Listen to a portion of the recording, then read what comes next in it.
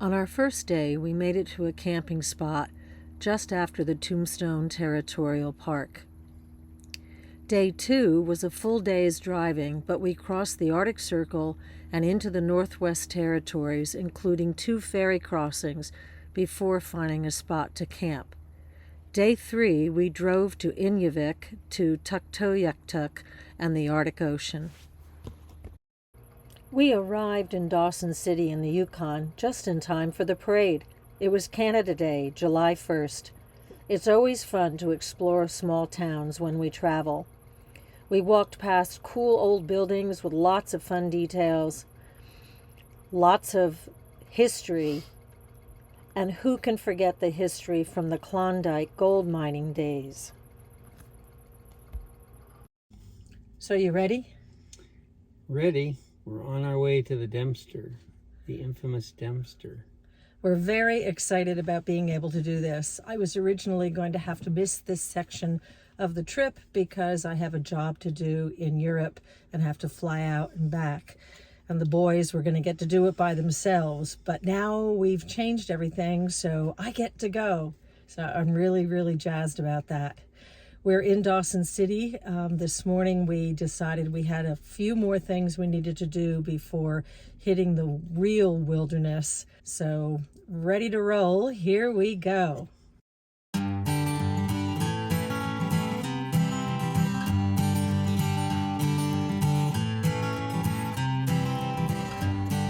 first part of the Dempster Highway passed through miles and miles of spruce forests.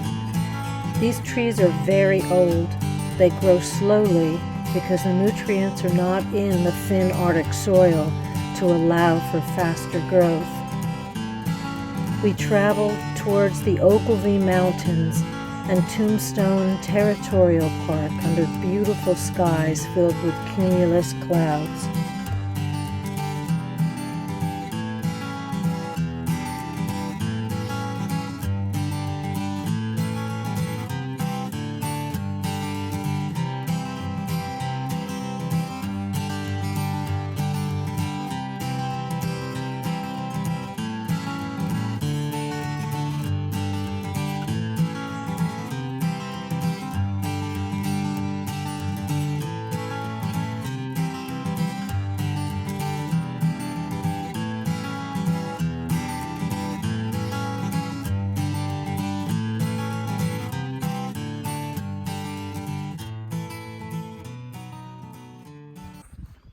This is the Tombstone Interpretive Center. Beautiful building. This is a 360-degree view of this viewpoint. Mountains completely surround us. This is the road going up and in the Dempster. Just amazing. Well, we made it through our first day on the Dempster. It's about 6:30 and we've been driving since probably 11, which is long enough. Lots of potholes to dodge, and we were really lucky. We got to see a moose, or actually a moose with her calf, and then we saw another moose in Two Moose Lake. It quickly became Four Moose Lake, which we really liked. And then what else did we see? Anything? Birds? We saw some birds. Ptarmigan things around Yeah, there. willow ptarmigans. That was really neat. And now, oh my God, just amazing, amazing scenery. And I did shoot some video of it. So tonight's dinner is shrimp and veggie stir fry, or veggie fried rice. And we've added some extra vegetables to it. These one-pot meals that are still healthy are really fun to make. So that's what we're doing this evening. And we might be spending a little time debugging the van, because whenever we did see something we wanted to photograph, when we put the windows down, the mosquitoes knew instantly that we were there, which was kind of amazing. But in any case, So we're going to take off our netting hats and have dinner. Right. It's hard to eat through the netting, so we have to take them off to eat. And some nights we might put them on again to sleep.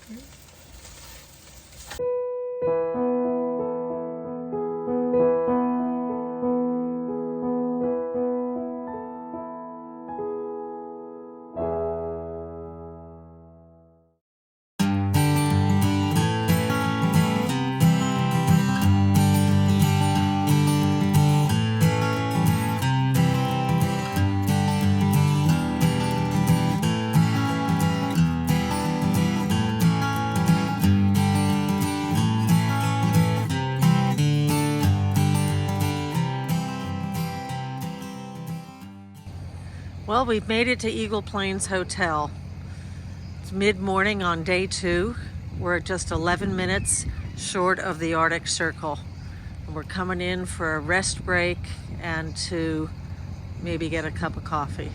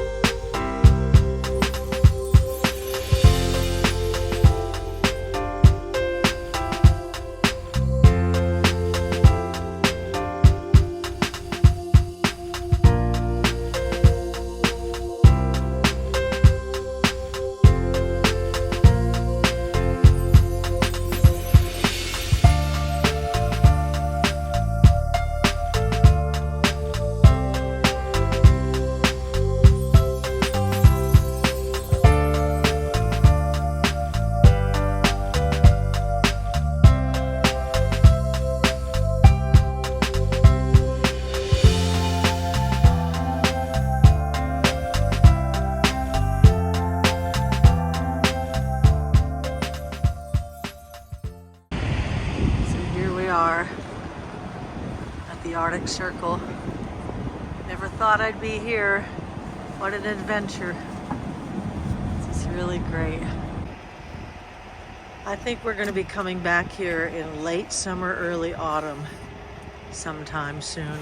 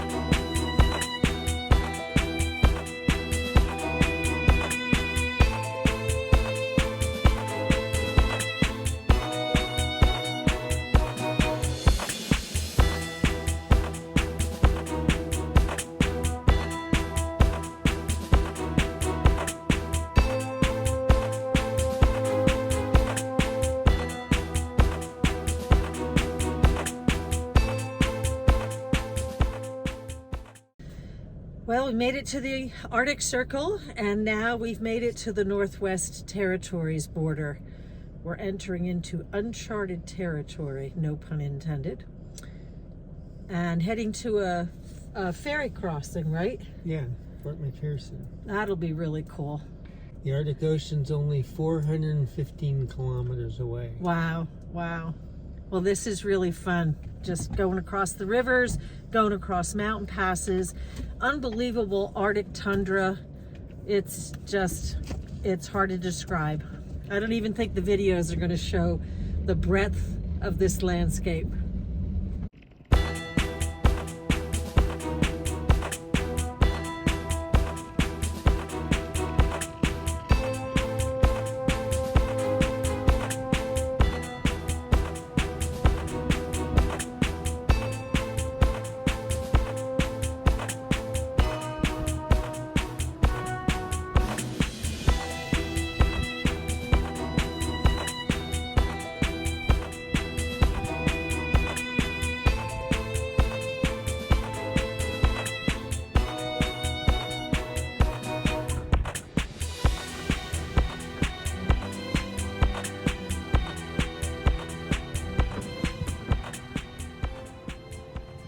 we crossed over at the Peel River at Fort McPherson, and we found a spot to camp for the night.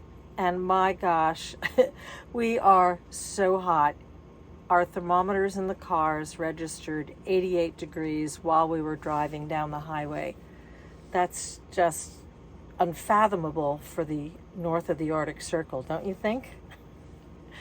So for tonight's dinner, I wanted to make it hotter in here, so we're going to have marinara and roast broccoli with some garlic. So if there's anything else that I can turn on to make it hotter in here, I just might. But seriously, it is really warm. We've got all the windows open, the fan running, and the shades are up, so it's bearable in here. And the down vest that you see next to me is not being worn for probably another 2 months. I won't show you what Jed's wearing. Okay, after hysterical laughter, Jed just corrected me because I said we were having marinara and not pasta with marinara. There is a difference. We're not just going to drink the marinara. We're going to have it over pasta. We are, I think, a little road weary and probably a little overheated at the moment. But we are parked at Frog Lake, a really pretty little spot. There are a gazillion lakes all around this area. When we left Fort McPherson, we couldn't believe how many lakes there are. It's all glaciated, and the remains of that left a lot of little ponds. Really nice. We're coming to the Mackenzie River crossing now. We've got quite a bit of smoke in the air from fires that are to the east. It's a pretty impressive location. Huge cliffs and the big wide Mackenzie River. And there's the ferry coming into sight.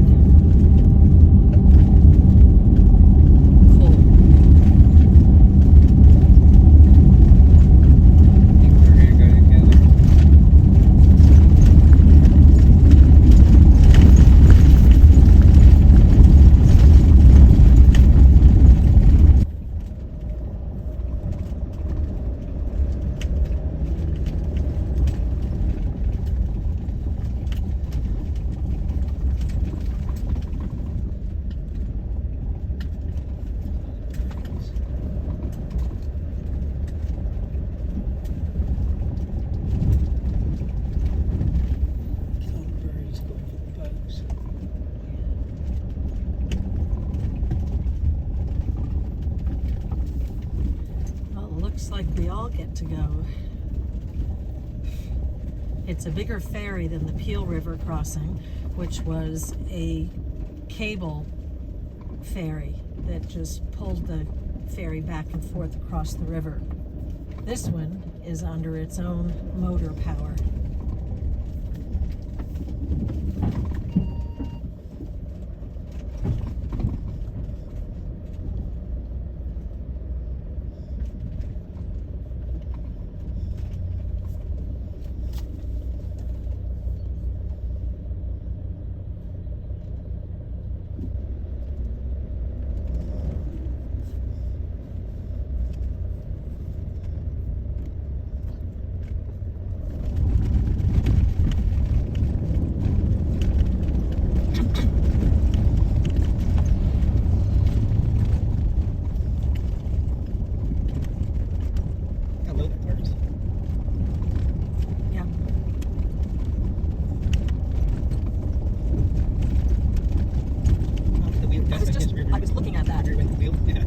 The dirt and gravel roadway leading off the ferry has to be constantly maintained due to the rise and fall of the river flowing past and taking away some of the soil.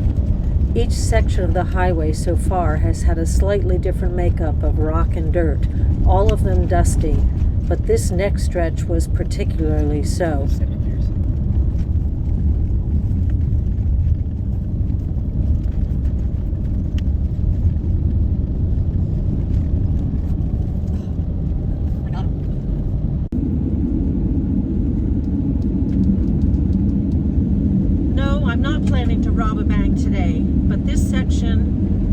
of the road from Fort McPherson up to Inuvik has a different type of dust. It is very, very pulverized and almost like talcum powder.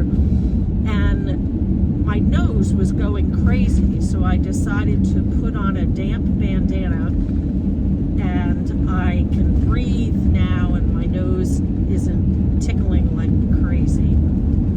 It's been a heavily used road, but it's so dry up here right now, which is pretty amazing. It shouldn't be this dry, but climate change has been really affecting a lot of different parts of our world.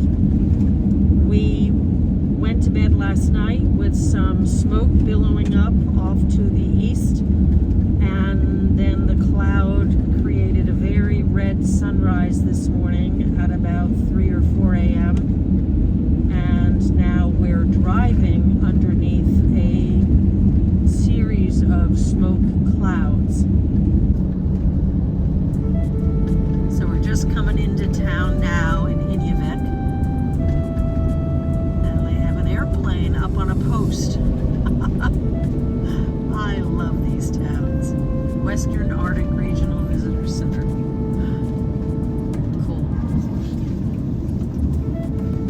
And our first order of business is fueling the tank. We've made it.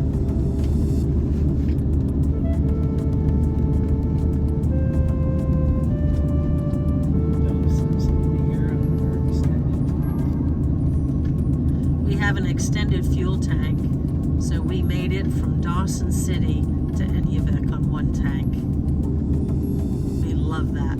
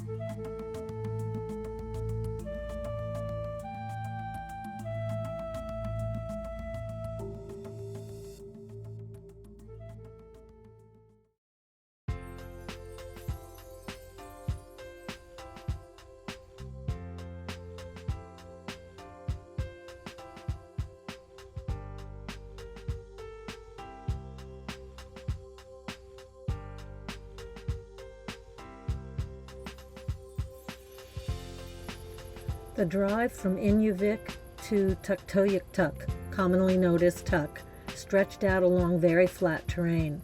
We passed many lakes, and as we got closer to town, we began to see wooden sleds and snowmobiles parked on the tundra here and there. We determined they park them there so that when they can carpool to a spot in one vehicle, they save gas, and then everybody takes off on their snowmobiles from there. The town is spread out a bit and composed of simple homes and weathered buildings. As we drove through, we could see that most of them were built on wooden pilings to keep the permafrost from melting below them. There was strong evidence of subsistence living combined with modern amenities here and there. We found a campground right on the ocean for the night.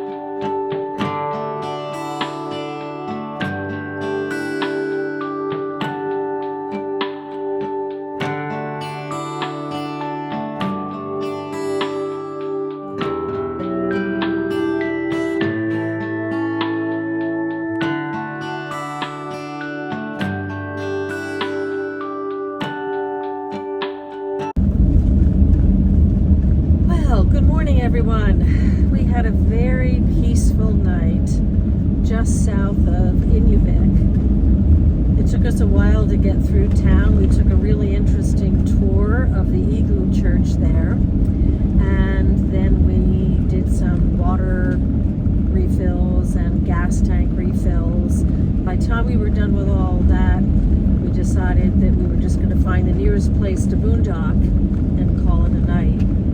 And it was really a peaceful night until 4 a.m. when we were awakened by the armed forces of Canada flying inside of our van. We couldn't figure out how they got in, but there they were. They're using drills and saws. Drills and saws and crawling commando style to get in somehow.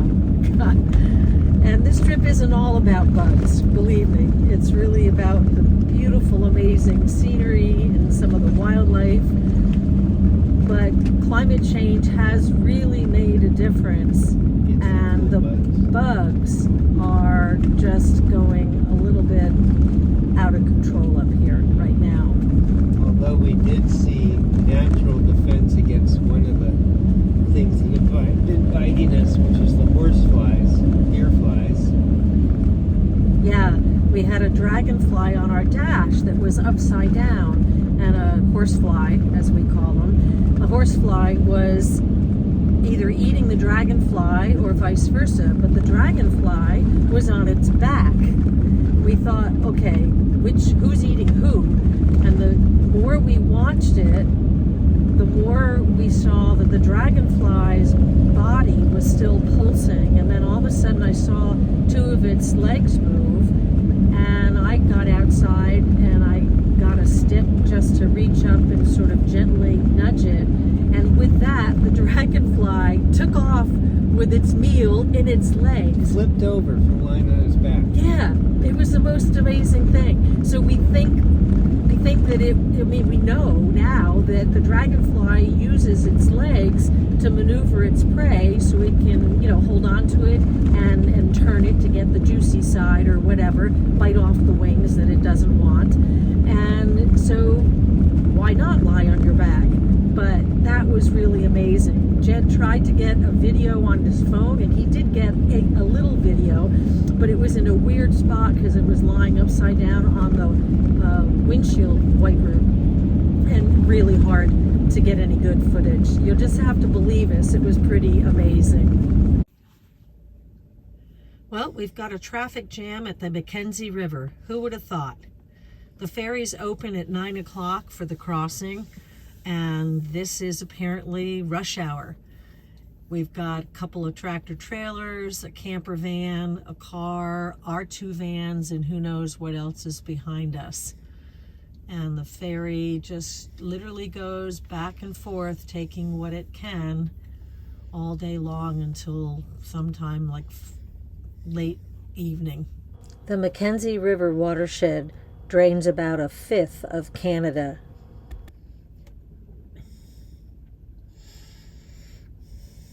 The ferry has to angle itself in such a way to work with the currents, but it's coming over to get us. Well, we probably won't be on this run. We'll probably have to sit and wait for the second or maybe third crossing, given that we have some pretty heavy trucks that are in front of us. So we've just arrived at the Peel River crossing. It looks so calm, doesn't it? Doesn't look very deep either, but we still need the ferry to get across.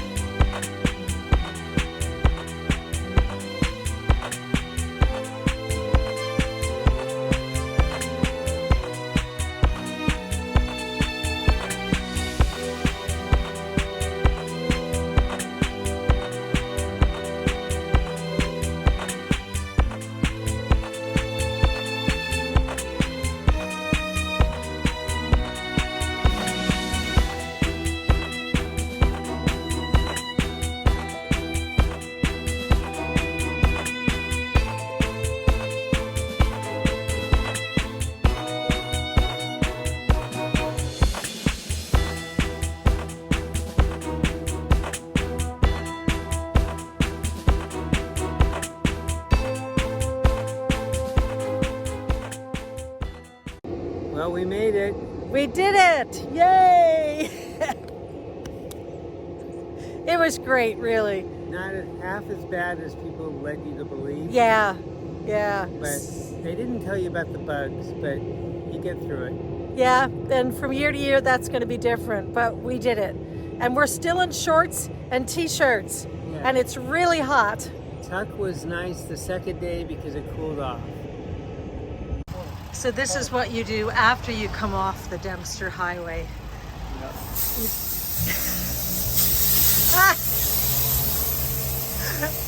You clean everything, every orifice of the van, and occasionally parts of the body too. But we are having a deep cleaning on the inside. We don't really care what the outside looks like. That's a badge of honor. But the inside we have to eat off of and touch, and it's pretty gritty. Jed got the compressor. Well, he bought a fitting for it, so we can get into all sorts of little nooks and crannies. It's great. It's old Ace Hardware. Ace Or, Hardware. no, Napa. No, Napa Napa Hardware. Auto Parts. Auto Parts, Napa Auto Parts.